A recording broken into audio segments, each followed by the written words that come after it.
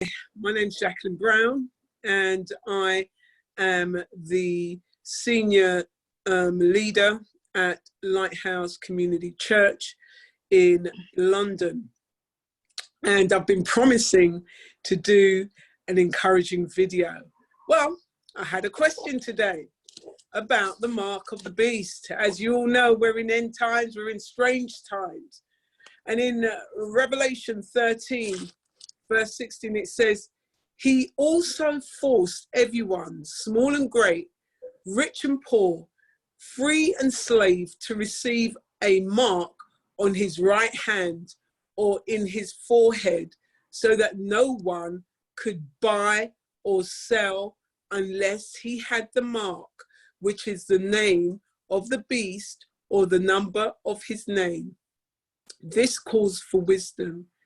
If anyone has insight, let him calculate the number of the beast, for it's man's number. His number is 666.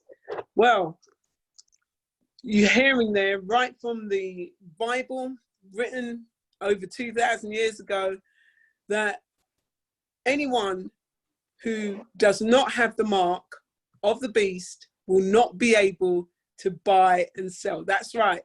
If you don't have a chip in your body, in your forehead, in this case, you will not be able to buy and sell. I know I'm smiling, but it's not a very good message. And it's calling for all of us who believe in Jesus Christ. It's calling for us to be loyal at this time, calling for us to think about what would we do if we couldn't buy and sell and we're still here and they're forcing us. Would we take the mark or wouldn't we take the mark? Let me tell you what happens to the one who takes the mark. The Bible actually says in verse 9, 10, I'm gonna go, verse 9 of Revelation 14. "A third angel followed them and said in a loud voice, 'If anyone worships the beast and his image and received his mark on the forehead or on the hand, he too will drink the wine of God's fury.'" You don't want to drink the wine of God's fury, do you? "Which has been poured full strength into the cup of his wrath." Now hear what's going to happen.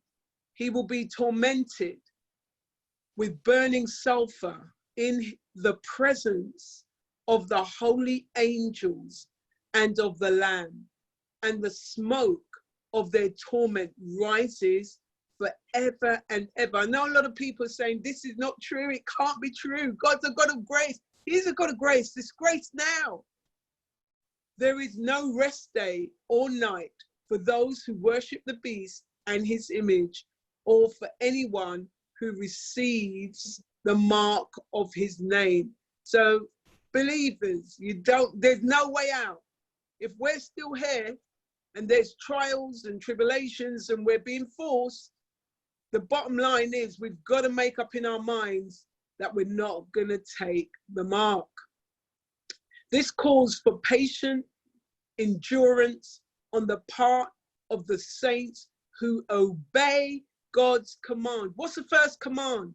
Love the Lord your God with all your heart, all your strength, all your might, and love your neighbor as yourself, and remain faithful to Jesus. It says there, this calls for patient endurance on the part of the saints who obey God's commandments and remain faithful to Jesus. "Then I heard a voice from heaven say, 'Write, blessed are the dead who die in the Lord from now on. Yes,' says the Spirit, 'they will rest from their labor, for their deeds will follow them.'"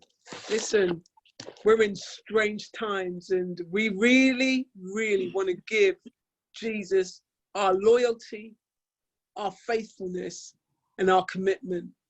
And if we do that, in the end, everything's going to be all right. God bless you.